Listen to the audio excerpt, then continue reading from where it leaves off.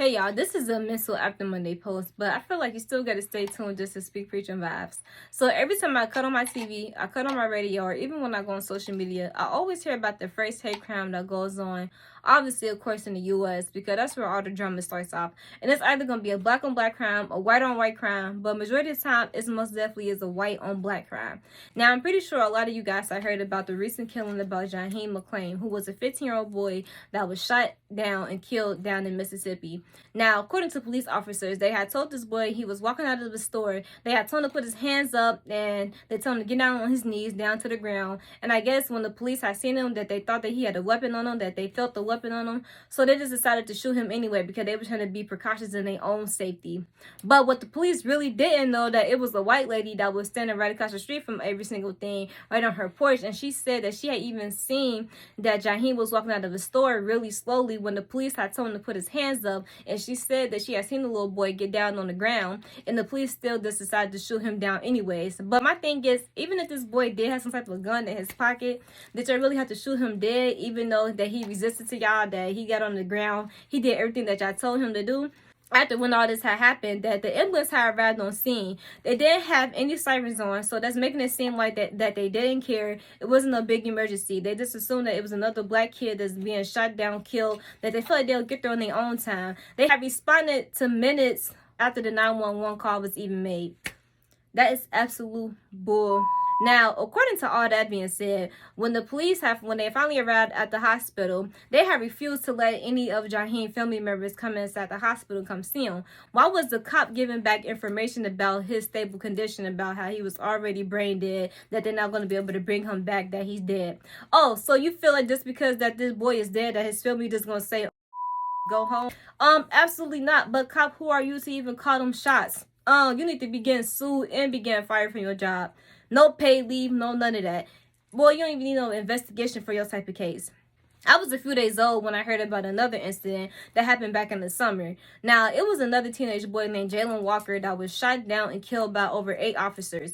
Now, apparently this boy had refused to stop at some type of traffic stop, and within the police had they seen muzzles of his car flashing out his car, so they decided to chase him up an interstate down in Akron, Ohio. But when his car finally came to a complete stop, that Jalen had decided to take his chances and had fled out and had ran out. But over eight cops had got out, and they had followed and they had chased this man down. Over 21 shots was being fired at him. 60 bullets had landed inside this boy's body. So obviously mean this boy had passed away right there on the scene. All the cops that was involved in that type of situation, they was put on investigation. They was put on a paid leave from their job. Now, recently, back in October 2022 of this year, of this month, few days ago, they was able to come back to their job on a regular pay and every single thing. But the chief mallet of the Akron, Ohio, name was Mr.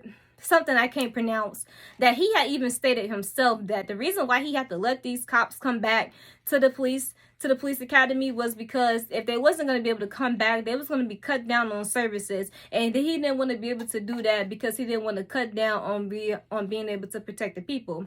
Wait a minute, these cops would just be able to come back in October. This happened in June. So what happened to all the other people that was there at your job? Did they get fired?